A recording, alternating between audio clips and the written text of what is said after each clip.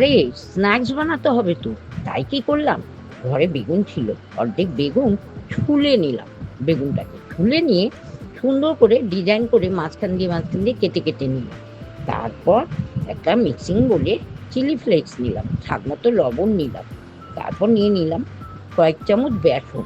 তারপর নিয়ে নিলাম চালের গুঁড়ো, লঙ্কার গুঁড়ো, নিয়ে একটু কালো জিরা দিয়ে সুন্দর করে ওটাকে ফেটিয়ে নিলাম। তারপর ওইদিকে ফ্রাই প্যানে তেল বসিয়ে দিলাম।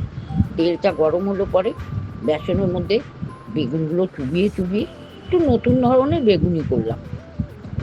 চুবিয়ে চুবিয়ে নিয়ে ডিপ ফ্রাই করে নিলাম, বেশ সুন্দর করে ভেজে নিলাম, ডিপ ফ্রাই করে বাদামি রঙে করে নিয়ে সুন্দর করে প্লেটিং করে নিলাম।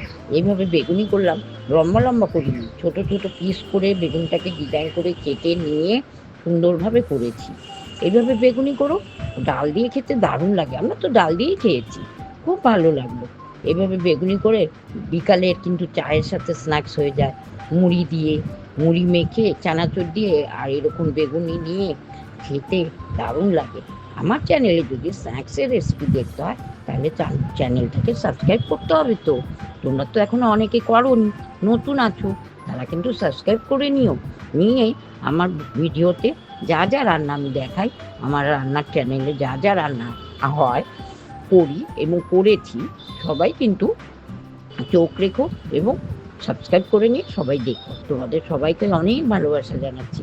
সামনে পুজো এসে গেছে দোরগোড়ায়, সবাই ভালো মতো থেকো, সাবধানে থেকো, সুস্থ থেকো, ভালো মতো পুজো কাটাও। সবাইকে আজকের মতো টাটা, বাই বাই।